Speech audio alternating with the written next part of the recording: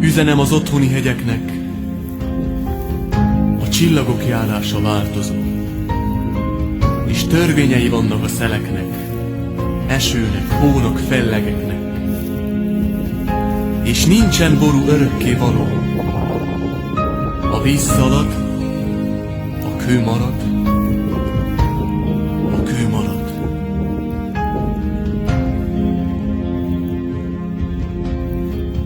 Üzenem a földnek, csak teremjen, ha sáska rágja is le a vetést. Ha vakon túrja is a gyökeret, a világ fölött őrködik a rend, és nem visz magja a nemes gabonának, de híre sem lesz egykor a családnak. Az idő lemarja a gyomokat, a víz szalad, a kő marad, a kő marad. Üzenem az erdőnek, ne féljen, ha csattog is baltások hada, mert erősebb a baltánál a fa, s a vérző csombból víradó tavaszra új erdő sarjad győzedelmesen. S még mindig lesznek fák, mikor a rosta a gyilkos vasat rég felfalta már, s a sújtókézi szent jóvátétellel hasznos anyaggá vált a föld alatt. A víz szalad, a kő marad, a kő marad.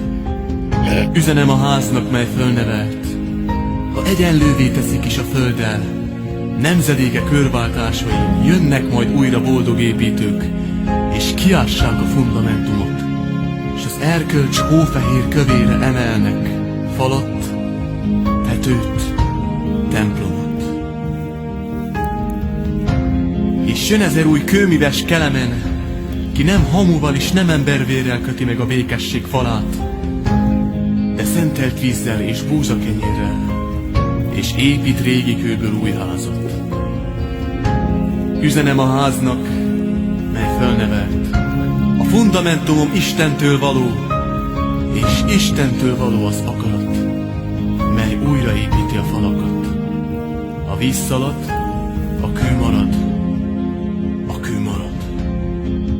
És üzenem a volt barátaimnak, kik megtagadják ma a nevemet,